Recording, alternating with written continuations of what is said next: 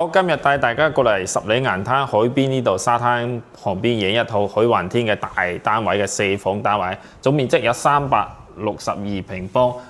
依家價錢都百零萬就買得到啦。呢間房嘅話，廳好闊㗎啊！你睇呢個大廳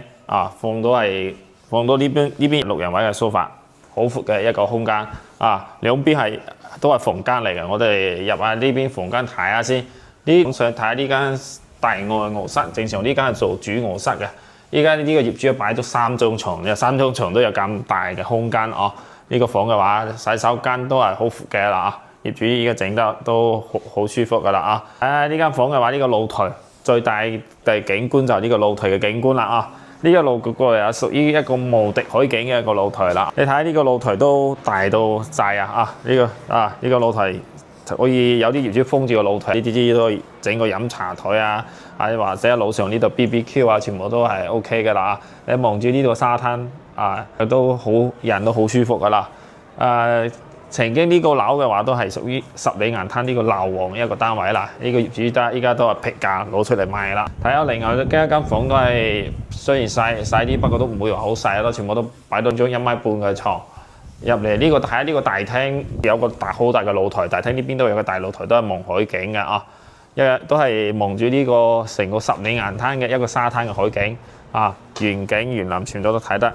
好清楚㗎。如果下晝嘅話，呢個單位可以睇到嗰個太陽落山嘅景觀嗰個好靚嘅一個景觀依家冬天人就唔係好多咯，夏天呢個都望住全部都係人嚟㗎呢個沙灘嚟講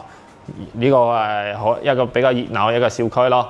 再過嚟睇下呢個廚房咯。我哋睇呢個廚房呢度入嚟呢個係放咗係2張餐廳2張餐台全部擺咗呢張係4人位嘅餐廳，嗰對面呢度都係4人位嘅餐廳呢個係廚房。廚房嘅話就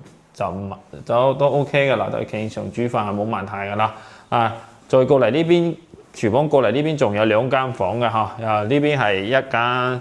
都係一間房，都係望住呢個沙灘嘅海景嘅佢係一個半圓式嘅一個露台咁樣嘅形式。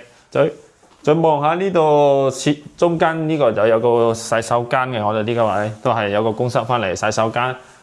洗手間過嚟隔離呢度仲有一個都係擺到雙床嘅一個房間，都係大半圓飄窗㗎呢間樓嘅話，依家係屬於十里岩灘性價比好高嘅一個單位